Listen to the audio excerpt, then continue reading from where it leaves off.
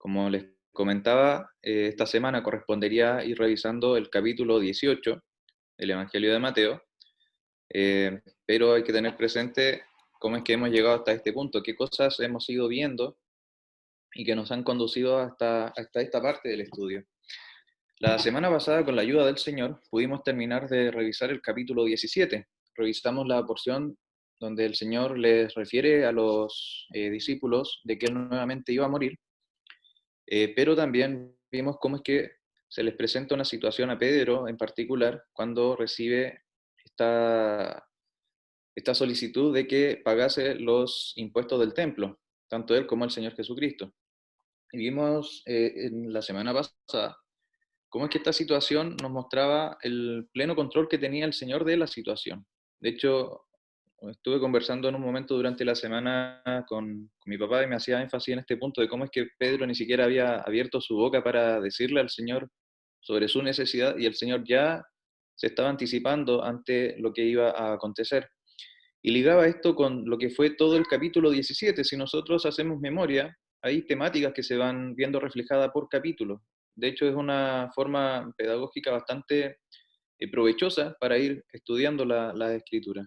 Vimos que el capítulo 17 nos mostraba la obra sacrificial de parte del Señor. El comienzo del capítulo 17 nos mostraba al Señor en su perfección, en la cima de este monte, con sus vestiduras resplandecientes blancas, que nos recordaba al Cordero perfecto que iba a ser sacrificado. Posteriormente vemos cómo es que el Señor sana al hijo de esta persona que estaba muy angustiado, de este joven que era un lunático, que nos dice la palabra, y vemos cómo es que este joven, sin tener ninguna posibilidad de rescatarse a sí mismo, vemos que el Señor obra en su favor, de la misma manera que obró en nuestro favor. Luego el Señor les comenta a los discípulos de que Él iba a morir. Y finalmente, en la última porción del capítulo 17, vemos el pago de los impuestos, como les señalaba. El pago de los impuestos también nos recordaba a nosotros cómo es que el Señor pagó nuestra deuda, pero no con cosas corruptibles como oro o plata, como nos dice la Escritura, sino que con la sangre preciosa que Él derramó. Entonces, allí nos manifestaba en el capítulo 17 toda la obra sacrificial de parte del Señor. Y esto nos introduce al capítulo 18, que si así lo permite, podemos ir revisando los primeros, vi que eran dos temas, no recuerdo la cantidad de versículos, podemos revisar los primeros 9 versículos con la ayuda del Señor. Pero antes de ir leyendo, quería al menos comentar un poco sobre la estructura de este capítulo, porque pareciera ser de que hay un salto. Venimos viendo una serie de sucesos que ocurrieron. Vemos que el Señor primeramente estaba arriba en el monte, luego el Señor baja, luego el Señor se traslada hacia Galilea, vemos que estaban en Capernaum. Hay una serie de eventos eh, que van sucediéndose en la historia, pero acá entramos de lleno a un capítulo que nos da una serie de enseñanzas. Pasamos eh, de una serie de trayectos, una serie de viajes, una serie de eventos que vamos viendo cómo es que el Señor les va enseñando a los discípulos, pero acá hay enseñanza pura y dura. Vamos a ir viéndolo con la ayuda del Señor, tanto en esta semana como en las semanas siguientes que vamos a ir revisando este capítulo. Cómo es que acá se nos va a ir bosquejando, se nos va a dar una estructura respecto a cómo debe ser el carácter del creyente. Vamos a ir viendo tres grandes temáticas que van a quizás atravesar este capítulo. Primeramente vamos a ver la humildad del creyente, que con la ayuda del Señor es lo que podemos ir revisando en el día de hoy. Posteriormente se puede ver la rectitud que debe tener el creyente. Y finalmente se puede ver el perdón que debe primar entre los creyentes. Todos estos temas se van a ir viendo con la ayuda del Señor en el capítulo 18. Como les señalaba, esta estructura, y como se lo he mencionado en semanas anteriores, no es para formar un dogma, no es para decir de que es una verdad única, es una estructura que nos ayuda para ir entendiendo las escrituras, para poder ir estudiándolas con una mayor claridad y darle un cierto seguimiento. Entonces, dicho esto, les invito a que podamos leer estos versículos. No sé si es que hay algo que se me haya quedado en el tintero para comentar previo a la lectura del capítulo 18, algo que haya quedado de la semana pasada quizás. ¿Sí? ¿No? Si no, podemos pasar ya a la lectura y entramos a la meditación de esta porción. Ahora sí, Felipe, por favor, si es que puedes proyectar los primeros 9 versículos del capítulo 18.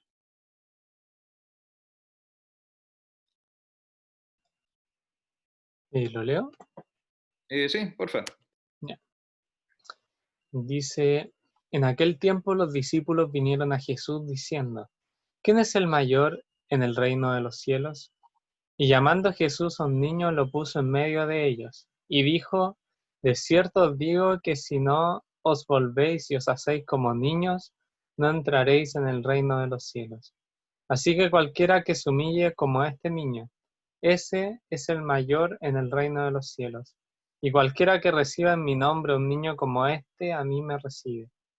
Y cualquiera que haga tropezar a alguno de estos pequeños que creen en mí, mejor le fuera que se le colgase al cuello una piedra de molino de asno y que se le hundiese en lo profundo del mar. Ay del mundo por los tropiezos, porque es necesario que vengan tropiezos, pero ay de aquel hombre por quien viene el tropiezo. Por tanto, si tu mano o tu pie te es ocasión de caer, córtalo y échalo de ti. Mejor te es entrar en la vida cojo o manco que teniendo 2 manos o 2 pies y ser echado en el fuego eterno. Y si tu ojo te es ocasión de caer, sácalo y échalo de ti. Mejor te es entrar con un solo ojo en la vida que teniendo 2 ojos ser echado en el infierno de fuego. Gracias, Felipe. Esta porción que leyó Felipe, los primeros 9 versículos, por lo menos en mi Biblia, está segmentado en dos partes. La primera, que son los primeros 5 versículos, cuyo título es ¿Quién es el mayor? Y en mi Biblia también se titula la siguiente parte como ocasiones de caer. Estas dos temáticas nos muestran el primer tema que les referí, que puede ser como una guía para el estudio de este capítulo, que es la humildad del creyente. Pero también desde el versículo 6 hasta el versículo 9 vemos cómo es que se introduce la segunda temática, que es la rectitud del creyente. Es llamativo porque si nosotros vamos revisando la porción, eh, vamos viendo que estas temáticas son planteadas, pero desde un aspecto, por decirlo de una forma como más negativa, en el sentido de que no nos dice el creyente debe ser humilde o debe ser recto. El Señor nos va mostrando con figuras. Meditaba en eso durante la semana, cómo es que muchas veces el ser humano aprende a través de contraste. Lo mismo que hemos estado viendo de todo el Evangelio de Mateo. Mateo nos presenta muchas veces ciertos contrapuntos, ciertos elementos que están en oposición para entender una verdad mucho más profunda. Y acá también es el caso. Vemos cómo es que los discípulos estaban siendo movidos por su propio orgullo para saber quién era el mayor. Y el Señor les da la contraparte y les muestra cómo es que con un niño ellos debían ser similares a esto. Debían ser humildes de corazón, dado de que verdaderamente no había ingreso en el reino mediante las obras que ellos podían estar realizando. Ahora, algo que también es llamativo, yo me trataba de preguntar, es un buen ejercicio también, el hacerle preguntas a la escritura, ¿ya? En más de alguna oportunidad lo he escuchado de esa manera. Y lo cierto es que uno se puede preguntar, ¿cómo es que llegaron a eso? ¿Cómo es que los discípulos, luego de que el Señor se había transfigurado, luego de que habían visto esta manifestación de poder en el capítulo 17, sanando a este joven lunático, luego de que el Señor había hecho este milagro con Pedro, de prácticamente de un pez sacar dinero para pagar, algo que ellos no podían controlar, ¿cómo es que llegan nuevamente a empezar a disputarse este escenario? ¿Quién va a ser el mayor en el reino de los cielos? Y lo cierto es que uno ahí puede ver la dureza del ser humano. Y creo que también eso aplica para cada uno de nosotros. Al menos me llegó muy directamente porque creo que muchas veces tiendo a ser así. Muchas veces tiendo a ser porfiado. Y creo que el Señor en su misericordia va tratando en muchas situaciones conmigo una y otra vez, porque muchas veces me resisto a entender cuál es la voluntad de Él. Y nosotros veíamos que en el caso de los discípulos también ocurría de esta manera. Los discípulos anteriormente ya habían estado disputándose quién iba a estar sentado a un lado del Señor y el hermano que iba a estar sentado al otro lado, buscando un lugar de jerarquía, un lugar para poder gobernar. Ellos tenían esta idea del gobierno político, como hemos visto en semanas anteriores del Señor, y eso ellos lo veían también en un aspecto beneficioso. Ellos entendían que si el Señor estaba gobernando, ellos también les iba a tocar una parte para poder gobernar y una posición de preeminencia en este reino. Y vemos de que el Señor les va explicando una y otra vez de que esto no era así, de que el Mesías debía morir, pero que después iba a resucitar nuevamente. Pero la concepción que ellos tenían del Mesías no cuadraba. Y vemos de que esa idea se mantiene y se mantiene. El Señor les explicó en el capítulo 17 de que Él iba a morir, de que esto era necesario, y los discípulos veíamos de que estaban confundidos, tenían miedo. El Evangelio de Marcos nos dice verdaderamente de que no entendían lo que pasaba y no se atrevían a preguntarle al Señor. Pero vemos de que la idea sigue, y vemos que después de todo esto ellos siguen pensando, bueno, entonces ¿quién va a ser el mayor? A pesar de que el Señor les había explicado qué es lo que debía ocurrir, ellos seguían con esta mentalidad. Y ahí yo me preguntaba por qué, humanamente hablando, ellos llegaron a este pensamiento. Y es interesante porque si nosotros vamos observando para atrás, vamos a ver una serie de sucesos que ocurrieron, pero también vemos a un discípulo que se empieza a repetir de manera bastante regular. Y ese es Pedro. De hecho, un hermano lo señalaba de esta manera. Pedro estuvo en la transfiguración con el Señor. Pedro recibió del beneficio del Señor cuando se le entregó la provisión para pagar los tributos del templo. Y así también el Señor muchas veces mostró un trato especial con Pedro. Y eso, este hermano planteaba, pudo haber llevado, al menos es la hipótesis, a estos discípulos a pensar si es que Pedro verdaderamente podía ser el mayor y si es que él era, bueno, entonces de qué manera él lo había conseguido. Y si es que esto se podía conseguir por propio esfuerzo, bueno, a lo mejor yo también puedo serlo y no ser Pedro. Y eso revela un pecado que estaba ahí asentado a la base. Ellos querían, por sus propios esfuerzos, llegar a ser el mayor en el reino. Y es allí donde el Señor debe ir tratando con ellos. Al menos ese es el primer tema. Antes de pasar al siguiente, quería dejar hasta acá esta intervención, cosa de abrir un poco la conversación con los demás hermanos y luego continuar con el análisis del resto de los versículos. Llego hasta acá.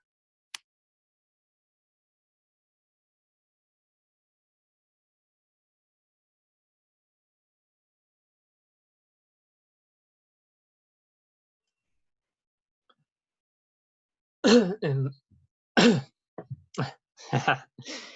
em, Pensaba dentro de los primeros versículos, es interesante lo que plantea el Felipe.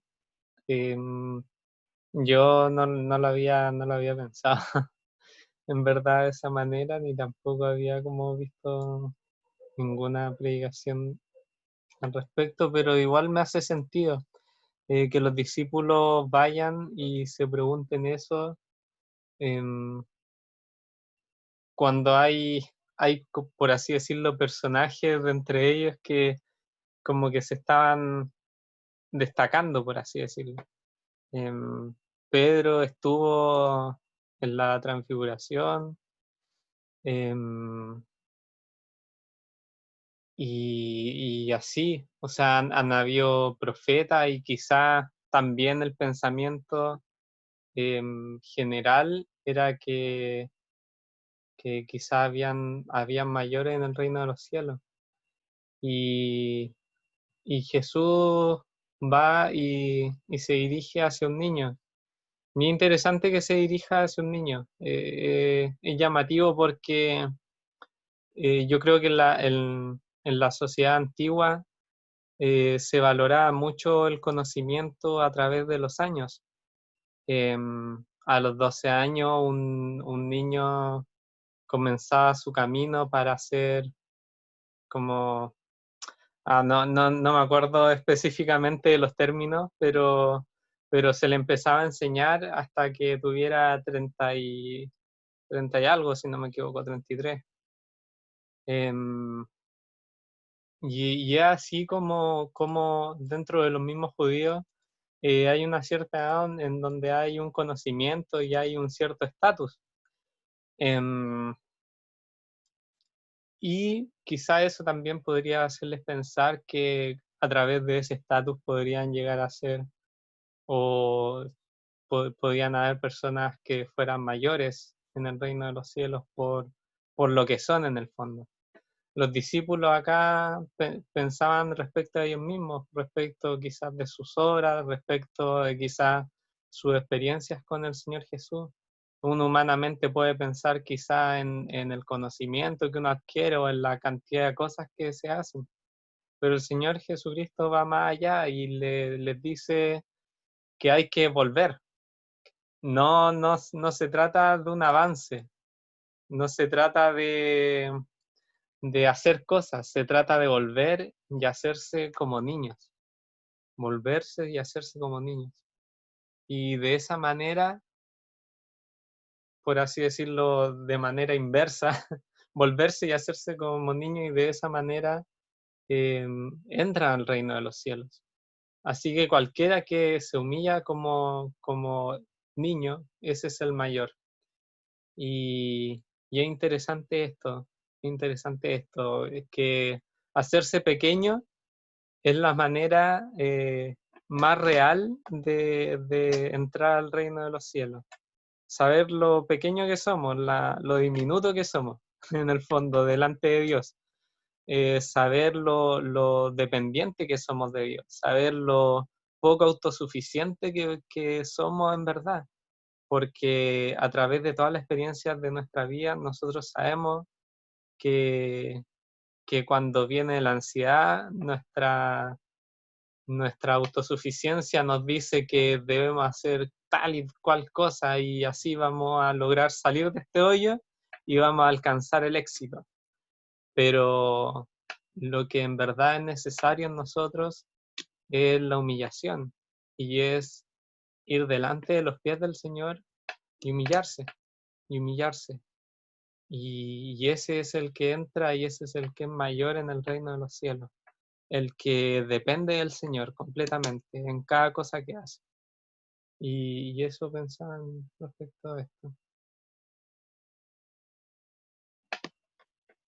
Sí, concuerdo. De hecho, por temas laborales el día de hoy, bueno, para los que no sepan, yo trabajo en un hogar de niños y me tocaba ver cómo los chicos estaban entretenidos armando volantines, pero veía también la necesidad de que muchas veces no sabían qué hacer o cómo arreglar, por ejemplo, su volantín que se había roto.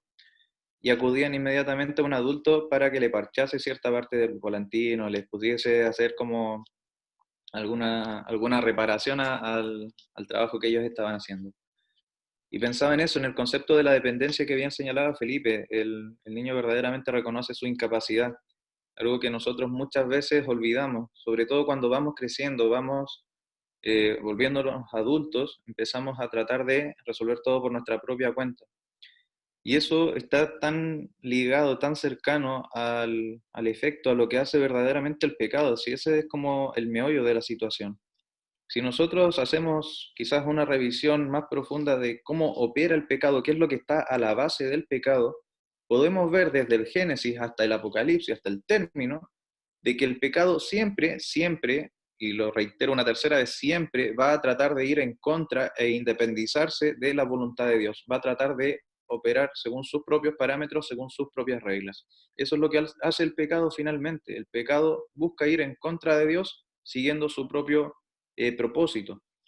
Y eso también está muy ligado a lo que es nuestra naturaleza caída. En nuestra naturaleza caída muchas veces tratamos de hacer las cosas por nuestra propia cuenta porque pensamos que de esta manera las cosas van a ir valiendo. Y creo que ese pensamiento estaba muy arraigado también en la concepción, en el pensamiento que tenían los discípulos. Ellos tenían en mente el concepto de quién iba a ser mayor como una especie de estatus, de jerarquía que se iba ganando por el esfuerzo. Si yo hago ciertas cosas, voy a ser más independiente, por lo tanto, esto debe ser bien visto delante de Dios. Si yo hago ciertas cosas, voy a ganar en jerarquía a quienes me rodean. Pero el Señor les da un ejemplo muy práctico. Me encanta ver cómo el Señor les enseña con mucha sencillez. El Señor no les da un discurso sumamente complejo. Él tiene un concepto, de hecho, esa modalidad de enseñanza es muy didáctico. El Señor toma a un ejemplo que era un chico, un niño dependiente, entendámoslo también desde la lógica contextual. Un niño, como bien señalaba Felipe, era un chico menor de 12 años en la cultura israelita, que obviamente dependía de un otro, dependía de un adulto que pudiese sustentarle con alimentos, que pudiese proveerles de vestimenta. Lo vemos, por ejemplo, en el caso en el Antiguo Testamento, los chiquititos, los niños, muchas veces pastoreaban a las ovejas, pero todo lo demás tenía que proveérselos el Padre, ¿ya? Entonces dependía de un otro. Y acá el Señor toma esta ilustración y les presenta: ustedes deben volverse como este niño para poder entrar en el reino de los cielos, haciendo esta alusión a que no es por el esfuerzo o la independencia o el esmero que le puedan poner los discípulos en sus propias obras, sino en la dependencia que deben presentar hacia la persona del Señor Jesucristo. Ahora, eso es llamativo porque si lo ligamos con todo lo que ha sido el estudio para atrás, en los capítulos anteriores, el Señor les ha estado demostrando cómo es que Él logra proveer, ¿ya? Vimos, por ejemplo, la alimentación de los 4.000, de los 5.000, cómo es que el Señor iba a proveer de lo necesario. Vemos cómo es que al término del capítulo 17 le muestra claramente a Pedro de que Él proveía también ante sus necesidades. Y vemos cómo es que Pedro también entendió esta verdad, porque lo refiere luego en la epístola, creo que es primera de Pedro 5, cuando él dice: echad toda vuestra ansiedad sobre el Señor, porque Él tiene cuidado de vosotros. Verdaderamente él entendió el concepto de la humillación en el sentido de dependencia hacia el Señor, porque el Señor iba a proveer de lo necesario. Entonces, ese es un elemento no menor a considerar de esta porción, de estos primeros 5 versículos, que verdaderamente encuentro que tiene una riqueza increíble. Eso al menos quería señalar. No sé si Cristóbal. Sí, dale nomás, Cristóbal. Veo que levantabas el dedo. Dale. Sí, mira, yo pienso que es súper como esa clase de versículos cuando el Señor dice este tipo de cosas, es la punta de un iceberg. Y yo creo no estarle poniendo, no creo estar exagerando mucho. Yo creo que es la punta de un iceberg, porque, mira, después de, a veces yo creo que a muchos clientes les pasa que después de vivir muchos años en el Señor, cuando más fortaleza se tiene es cuando menos control por parte nuestra hay sobre nosotros. Nosotros todos venimos de una cultura donde nosotros obviamente nos esforzamos por tener el control de nuestras vidas, el control sobre nuestros proyectos personales, nuestro anhelo de decir, pucha, yo después de estudiar o después de cumplir tal edad, yo debiera tener tal y tal cosa, ¿no es cierto? Pero, pero cuando tú te conviertes, cuando tú despiertas a la realidad de la existencia de Dios, las cosas cambian. O sea, cambia todo. Porque no es que nosotros seguimos siendo los mismos, pero vamos a la iglesia. De hecho, ahí hay muchas personas que piensan en eso, ¿eh? Que el cristianismo es básicamente, prácticamente seguir igual, pero es una persona que se porta mejor, va a la iglesia, lee la Biblia, tiene un mejor comportamiento moral o algo así, pero por ejemplo, estos versículos van mucho más allá de eso. O sea, eh, te dice que la fortaleza está en los niños, por ejemplo. Y justamente el Señor no se equivoca, o sea, lo hace precisamente porque es así. Por ejemplo, yo en estos momentos, ya, por ejemplo, veo a mi hijo, está frente mío, y mi hijo está, está comiendo y está jugando con la autita. Él te ha puesto que no tiene ninguna preocupación, pero cero preocupación por la cuenta de la luz, el agua, el gas, lo que sea. No, no, disculpen la expresión, pero no está ni ahí con eso. O sea, lo único que él quiere es disfrutar. Y fíjense ustedes que nosotros realmente en nuestra vida como creyentes, yo les desafío a hacer, le hago la pregunta a los hermanos que están escuchando en esta hora, realmente, pero realmente, siendo súper sincero, ¿eh? No de la boca para afuera, ¿cuántos de nosotros a lo largo de este día hemos disfrutado del Señor? Muchos hermanos pueden decir realmente, sí, mira, yo he disfrutado del Señor, me he gozado, bla, bla, pero muchos de nosotros a veces nos hemos sumergido en los afanes de esta vida, en las preocupaciones o en un montón de cosas, pero así como decir realmente yo disfruté a Cristo, a veces son pocos los que lo pueden decir, pero de verdad, no decir, mira, yo canto un corito, yo hice esto, no, no, yo hablo de algo real, de algo que nosotros sabemos, de ese testimonio interno que nosotros tenemos. Miren, hay un ejemplo bíblico, por ejemplo, de una persona que operó igual que un niño, según mi criterio, ¿ya? y un versículo bíblico que queda en 1 Samuel, capítulo 1, versículo 11. Ven, Jacob. Y dice así, habla sobre la mamá de Samuel, ¿ya? Dice esta mujer que era estéril, ¿no es cierto? Era Ana, ¿ya?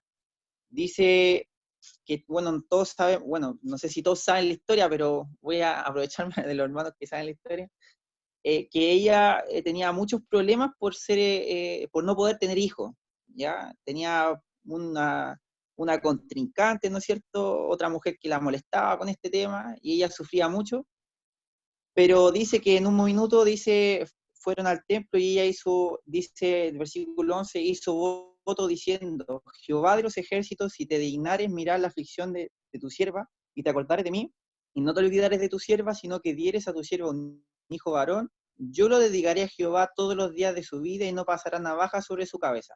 Después, en el versículo 18, dice, ella dijo, tu sierva gracia delante de tus ojos, y se fue la mujer por su camino y comió.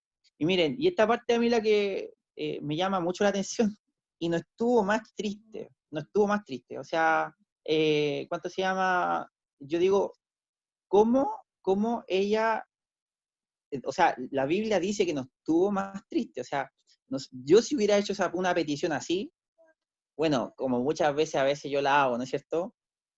Yo estoy en esa ansiosa inquietud por saber si acaso Dios va a conceder lo que yo le estoy pidiendo. O sea, realmente cuando a mí me dicen, oye, tú tenés que descansar en el Señor, realmente yo me he examinado muchas veces y realmente yo no descanso en el Señor. O sea, yo hago la petición, pero es como con características de sufrimiento, porque por favor, Señor, concede esto. O sea, no es un descanso. Por ejemplo, ella lo que hace, dice, se fue, o sea, yo no sé qué habrá tenido en su corazón, pero fue como un niño porque no se fue preocupada diciendo, y el tiempo, y que si me va a pasar la edad, es que después me va a llegar la menopausia, y quizás cuánto hacer, porque en ese momento cuando ella terminó de orar, ella no estaba embarazada, ella no sabía qué iba a pasar, no tenía un GPS maternal que le dijera, mira, tal día tú vas a tener la guagua, o sea, nada, nada, nada, nada.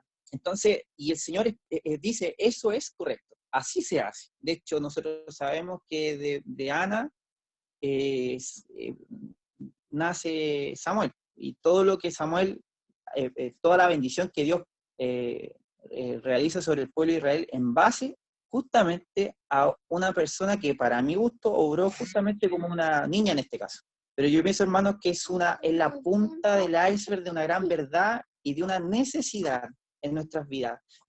Alguien, no sé si tú, Felipe, no sé si Felipe Leighton o Felipe Villarreal mencionó el tema de que a veces algunas personas pueden tener mucho estudio bíblico, mucha teología quizá, pero siguen siendo los niños bajo esta característica, o sea, los que operan como niños, los que obran como niños delante del Señor, los que tienen la fuerza para hacer grandes cosas. Nosotros vemos a David también. Y hay otros ejemplos más de personas que realmente son destacables, o sea, ¿y qué es lo que es destacable de ellos? Permiten que Dios sea el que hace la obra. Ya eso, si no me voy a alargar mucho. Sí, ahí concuerdo con lo que señalaba Cristóbal, el énfasis está en el poder descansar. De hecho, el pasaje que señalaba creo que lo ilustra bastante claro en el actuar de Ana y también en el verdadero descanso que ella finalmente alcanza, depositando toda su necesidad en que Dios iba a obrar allí. Es lo mismo que hace, por ejemplo, un niño cuando requiere algo. Cuando tiene hambre acude al padre y sabe de que los padres se van a encargar, o al menos tiene esa confianza de. Es lo mismo que debemos tener nosotros también, con cómo el Señor obra en nuestra vida.